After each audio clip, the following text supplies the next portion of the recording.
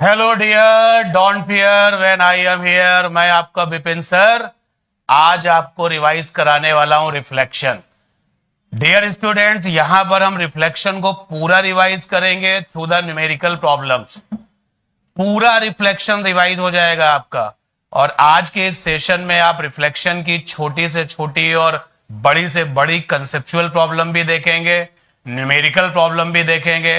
बहुत मजा आने वाला है। तो चलिए स्टार्ट करते हैं। फर्स्ट प्रॉब्लम जरा देखते हैं क्या है आपके पास। क्वेश्चन नंबर 1,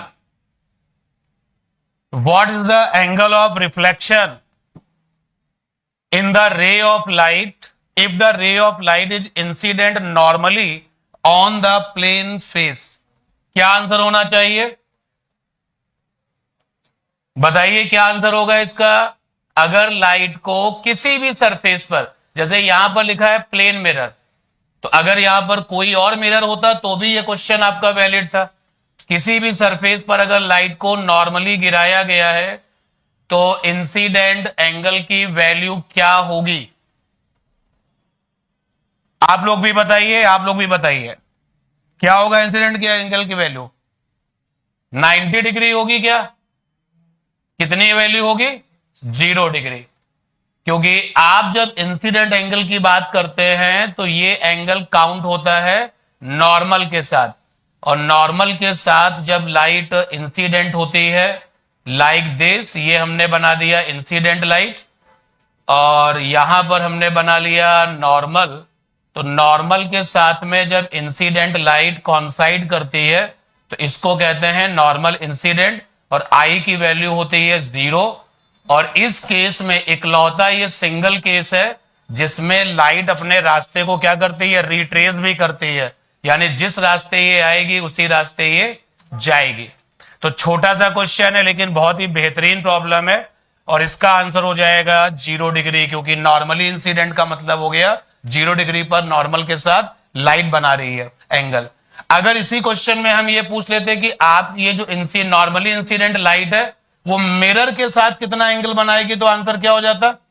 मिरर के साथ में नॉर्मली इंसिडेंट लाइट कितना एंगल बनाएगी, तो वो एंगल क्या हो जाता? 90 डिग्री। चलिए दूसरे क्वेश्चन पे चलते हैं। छोटा सा लेकिन बहुत ही इंपॉर्टेंट क्वेश्चन है। क्या है सवाल? Plane mirror produces a magnification of, options are given -1, +1, 0, और नेक्स्ट है लास्ट है 0 एंड इनफाइनाइट। कितना मैग्निफिकेशन मिलता है प्लेन मिरर से? देखो, अगर हम बाकी लोगों की बात करें जो स्फेरिकल मिरर है, अगर हम लेंसेज की बात करें तो मैग्निफिकेशन जो है वहां पर लीनियर वाला मैग्निफिकेशन 1 के बराबर भी मिलता है, 1 से छोटा भी मिलता है, 1 से बड़ा भी मिलता है, मैग्निफिकेशन प्लस में भी मिलता है, मैग्निफिकेशन माइनस में भी मिलता है। प्लेन मिरर का मैग्निफिकेशन कितना मिलता है? क्या आंसर होना चाहिए? क्या आंसर होना चाहिए? यहां जो क्लास ऑफलाइन क्लास में बच्चे हैं वो भी बताएं, और आप लोग भी बताएं डियर स्टूडेंट्स, क्या आंसर होना चाहिए? बाकी के जो आपके ऑप्टिकल सरफेसेस हैं +1 होना चाहिए। बाकी के जो ऑप्टिकल सरफेसेस हैं यानी कि स्फेरिकल मिरर लेंसेज, उन सबके लिए ये सिचुएशन होती है। पूरी ऑप्टिक्स में सिंगल इकलौता प्लेन मिरर ऐसा है जिसका मैग्निफिकेशन हर एक सर्कमटेंसेस में क्या रहता है? +1। कुछ भी कर लो, यानी कि अगर कोई आपसे ये कहे कि क्या मैग्निफिकेशन प्लेन मिरर का बदला जा सकता है किसी भी तरीके से, आंसर है नहीं, ये हमेशा +1 होगा। चाहे रियल इमेज बने तब भी +1 होगा, या फिर वर्चुअल इमेज बने तब भी +1 होगा। तो ये इस प्लेन मिरर की और इस क्वेश्चन की सबसे खास बात है कि बाकी लेंसेज में कुछ भी हो सकता है, कभी नेगेटिव मैग्निफिकेशन है, कभी पॉजिटिव है, लेकिन प्लेन मिरर में कुछ भी करिए मैग्निफिकेशन हमेशा कैसा रहता है?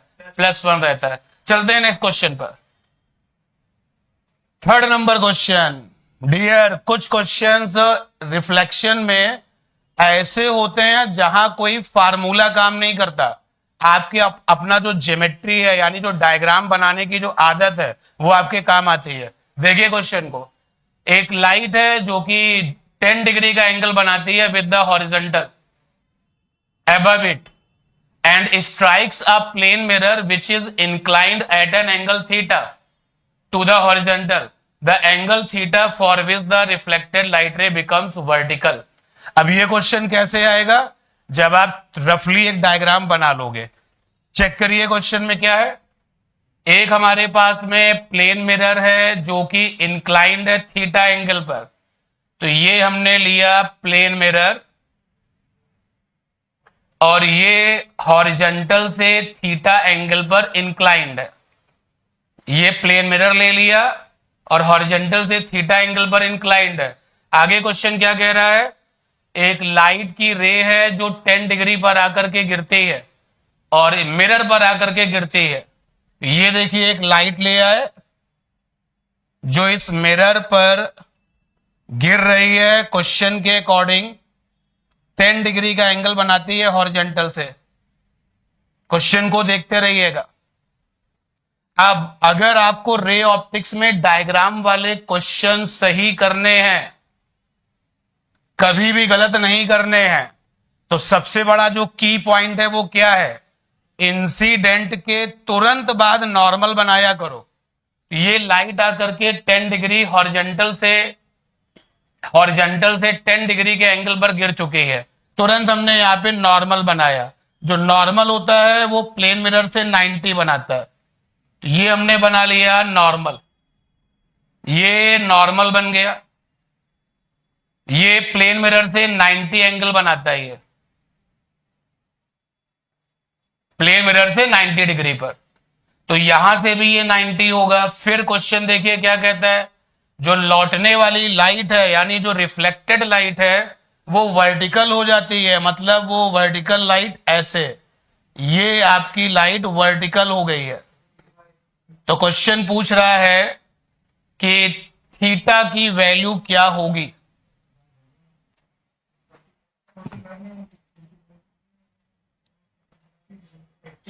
देखो ये वाला एंगल कितना होगा? ये पूरा 90 होगा. और जब ये एंगल पूरा 90 होगा तो ये कितना हो जाएगा? 90 से 10 माइनस तो कितना आ जाएगा? 80 आ जाएगा. और ये देखिए नॉर्मल है. नॉर्मल के साथ आने वाली लाइट अगर आई बनाती है तो लौटने वाली भी क्या बनाएगी? आई. यानी 2i इज इक्वल टू कितना हो जाएगा? 80. तो आई की वैल्यू कितनी हो गई? 40. थीटा निकालना है. थीटा कैसे निकलेगा?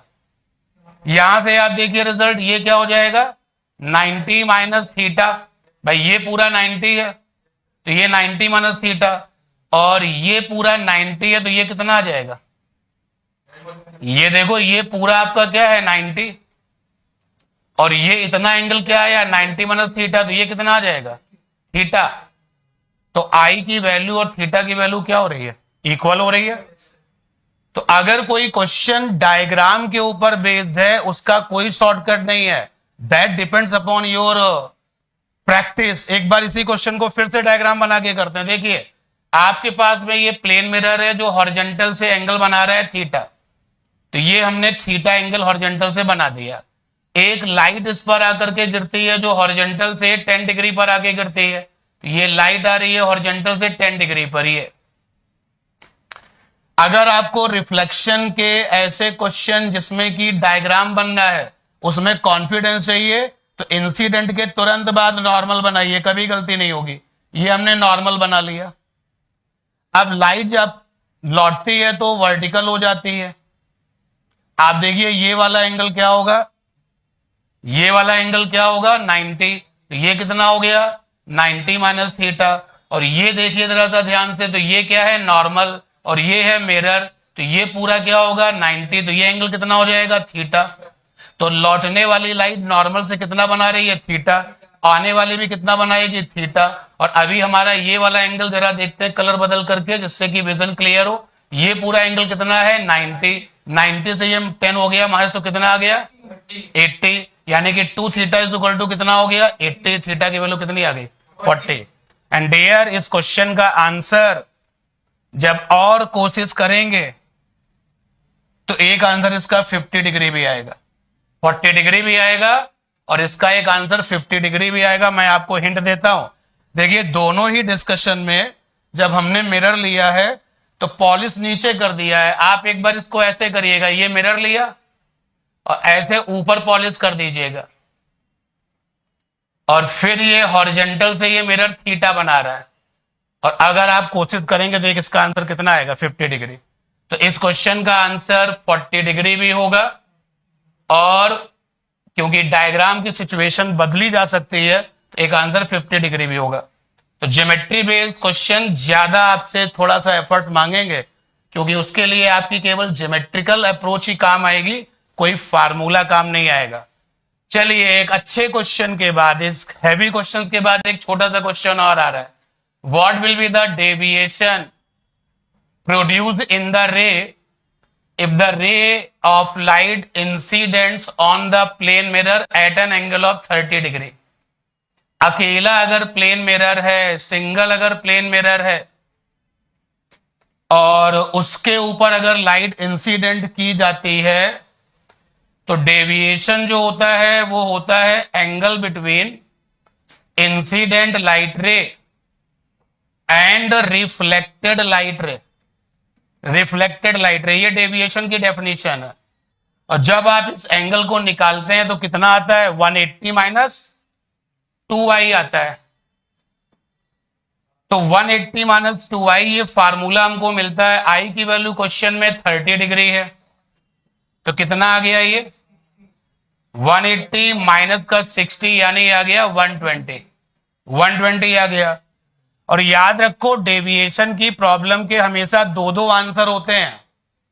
ये बात बहुत ध्यान से सुनिए आप सभी लोग, डेविएशन की प्रॉब्लम के हमेशा दो आंसर होते हैं। एक आंसर ये जो आपने निकाला है ना, या तो ये क्लॉकवाइज है या फिर कैसा है, एंटी क्लॉकवाइज है। तो कैसा एंगल है ये जो 120 डिग्री का जो डेविएशन आपने निकाला है, ये क्लॉक है या एंटी क्लॉक है? तो क्लॉक और एंटी क्लॉक डिपेंड करता है जब हम डायग्राम हमारे सामने हो। बट ये कंफर्म है कि या तो ये क्लॉक होगा या फिर ये एंटी क्लॉक होगा। अगर ये क्लॉक होगा तो दूसरा वाला आंसर क्या होगा? तो दूसरा वाला आंसर डियर निकालने का फंडा ये है, दूसरा आंसर इज इक्वल टू होता है 360 माइनस का पहला वाला आंसर। तो देखिए 360 पहला वाला आंसर है अपने पास 120, तो एक आंसर इसका क्या हो जाएगा 240। अब इनमें से एक क्लॉकवाइज है, दूसरा कैसा है, एंटी क्लॉकवाइज। कंफर्मेशन अगर चाहिए कि कौन सा क्लॉक होगा कौन सा एंटी क्लॉक होगा तो डायग्राम दिया होना चाहिए, अदरवाइज आप ये कह सकते हैं कि इनमें से एक क्लॉक होगा दूसरा एंटी क्लॉक होगा। तो इस क्वेश्चन के ये दो दो आंसर हुए। जरा देखते हैं ऑप्शन में कौन है। 240 तो दिख नहीं रहा, तो किस पे टिक लगाएंगे, यानी फोर्थ ऑप्शन। अकेला अगर मिरर है तो डेविएशन का फार्मूला ये है, और अगर दो दो मिरर हैं आपके पास, जैसे सपोज कर लीजिए अभी रिफ्लेक्शन में ही आपको मिलता है एक प्लेन मिरर ये है और दूसरा वाला प्लेन मिरर ये थीटा एंगल पर है।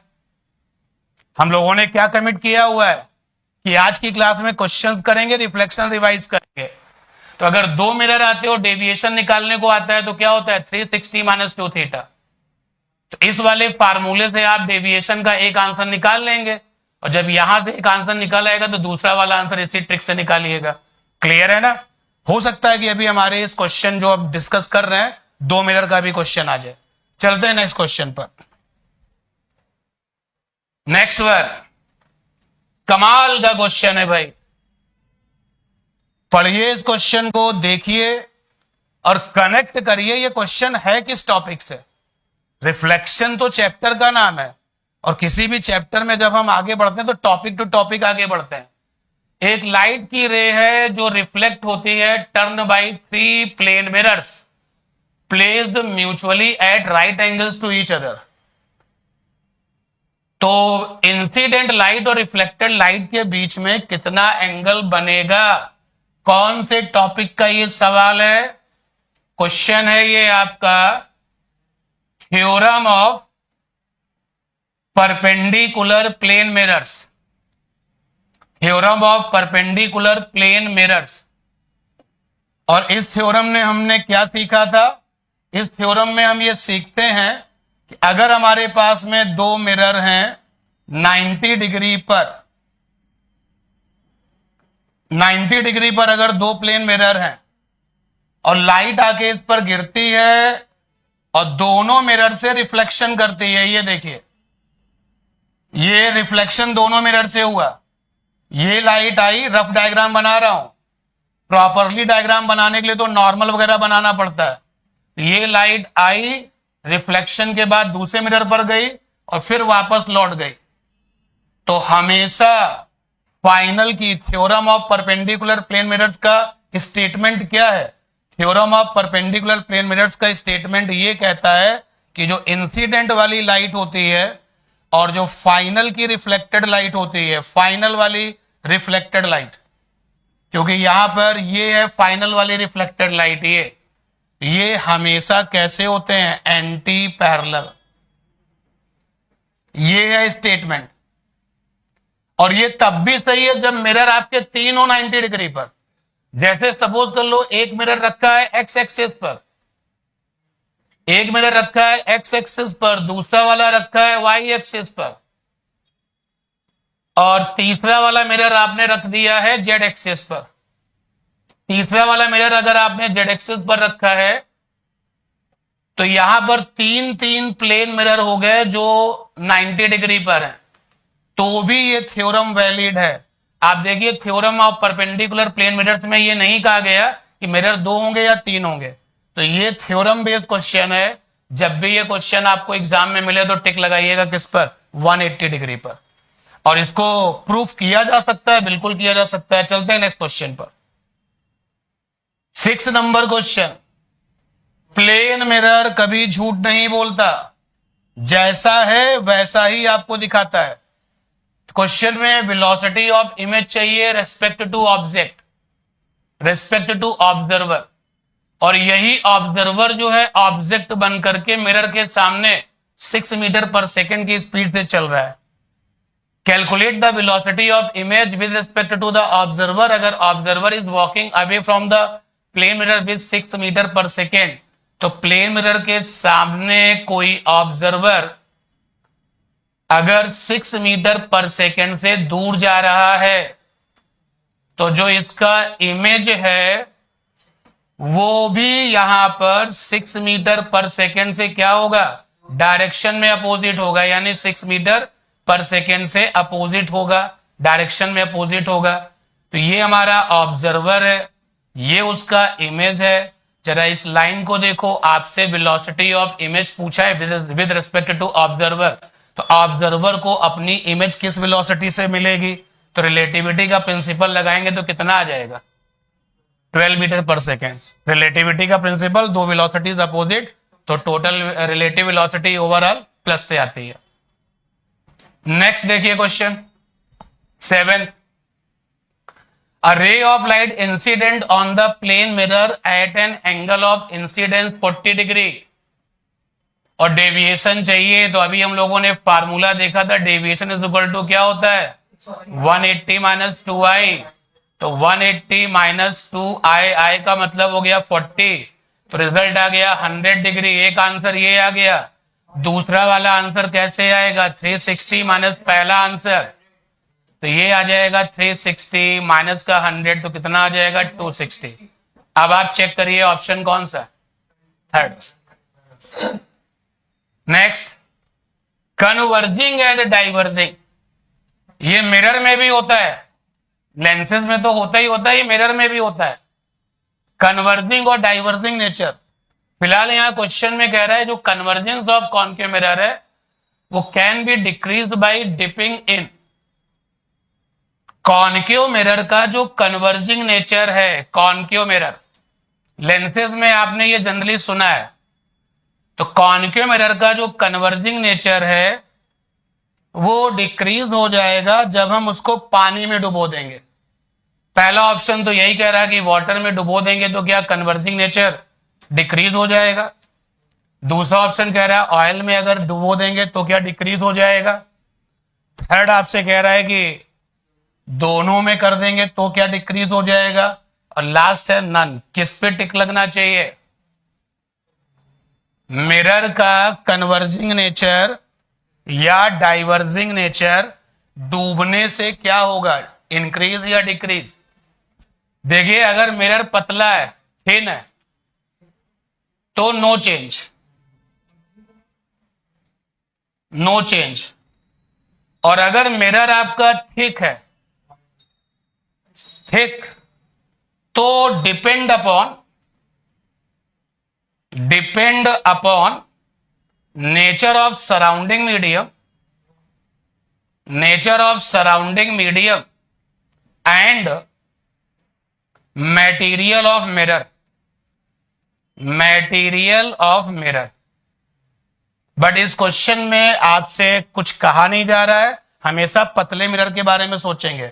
अगर मोटा मिरर है तो मोटे मिरर का नेचर बदल जाता है, बट कभी ये मत बोलना कि कन्वर्जिंग डाइवर्जिंग हो जाएगा या कन्वर्जिंग डिक्रीज हो जाएगा या डाइवर्जिंग इंक्रीज हो जाएगा। ये सब डिपेंड करता है कि मिरर किस मटेरियल का बना हुआ है और सराउंडिंग में कौन सा मीडियम है। बट इस क्वेश्चन में यहां पर ऐसा कुछ स्पेसिफाई नहीं किया गया है, and that is why we consider पतला मिरर। और पतले मिरर का कन्वर्जिंग और डाइवर्जिंग सराउंडिंग पे डिपेंड नहीं करता, तो नन ऑफ दीज। लेकिन आंसर क्या हो जाएगा कि थिन मिरर का जो नेचर है, थिन मिरर जो नेचर होता है या कन्वर्जिंग या डाइवर्जिंग, थिन मिरर का जो फोकल लेंथ होता है ये सराउंडिंग मीडियम पे डिपेंड नहीं करता, not depend upon surrounding medium, not depend upon surrounding medium, चाहे वो फोकल लेंथ हो या उसका कन्वर्जिंग डाइवर्जिंग नेचर हो। क्लियर? नेक्स्ट क्वेश्चन पर चलते हैं।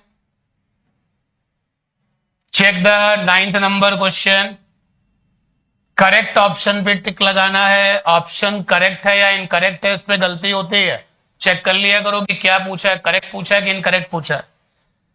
ऑब्जेक्ट को रखा गया है कॉनकेव मिरर के सामने जिसकी की फोकल लेंथ है 20, फोकल लेंथ है कॉनकेव की 20, और ऑब्जेक्ट को रखा गया है 40 सेंटीमीटर पर। सबको रटा होता है कि जो ऑब्जेक्ट का डिस्टेंस है वो फोकल लेंथ का डबल है, और अगर ऑब्जेक्ट का डिस्टेंस फोकल लेंथ का डबल है तो बराबर साइज की इमेज मिलती है, रियल इमेज मिलती है और इन्वर्टेड इमेज मिलती है, इनवर्टेड इमेज मिलती है। जरा देखिए कौन सा ऑप्शन ये कह रहा है, बराबर साइज की इमेज मिलती है, ये रहा, इन्वर्टेड इमेज मिलती है, रियल मिलती है, यानी कौन सा ऑप्शन होगा?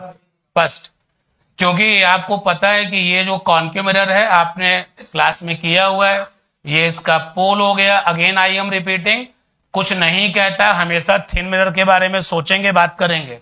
ये इसका फोकस हो गया पतले मिरर का, और इससे डबल डिस्टेंस पे जो पॉइंट होता है 2F, इसको सेंटर ऑफ कर्वेचर भी कहते हैं। यहां पर अगर ऑब्जेक्ट रखोगे तो ये होता है, तो कौन सा ऑप्शन हो जाएगा? फर्स्ट। 10th पर चलते हैं।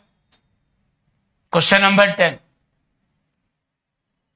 विच mirror should a boy use if he stands straight in front of the mirror at a distance of 30 centimeter away from it और अपनी सीधी इमेज देखता है 1/6 of his real height? कौन सा मिरर ये लड़का यूज कर रहा है? जो साइज ऑफ इमेज है ना वो ऑब्जेक्ट के साइज से कम है, ऑब्जेक्ट के साइज से कम है साइज ऑफ इमेज। देखो अगर वो प्लेन मिरर है तो वो झूठ नहीं बोलता। प्लेन मिरर के लिए आई और ओ कैसे होते हैं? इक्वल होते हैं। अगर वो कॉनकेव वाला मिरर है, कॉनकेव वाला मिरर, तो कॉनकेव वाले मिरर के लिए आई ओ के बराबर भी होता है, आई ओ से छोटा भी होता है और आई ओ से बड़ा भी होता है। जब आई ओ के बराबर होता है तो इमेज रियल होता है, आई ओ से छोटा होता है तो भी इमेज रियल होता है कॉनकेव वाले मिरर में, और जब आई ओ से बड़ा होता है तो इमेज रियल भी होता है और वर्चुअल भी होता है, दोनों ही होते हैं। अगर हम बात करें कॉन्वेक्स वाले मिरर की, तो कॉन्वेक्स वाले मिरर में अगर हम बात कर रहे हैं रियल ऑब्जेक्ट की, तो आई जो है वो ओ से छोटा होता है और इमेज कैसी होती है? वर्चुअल।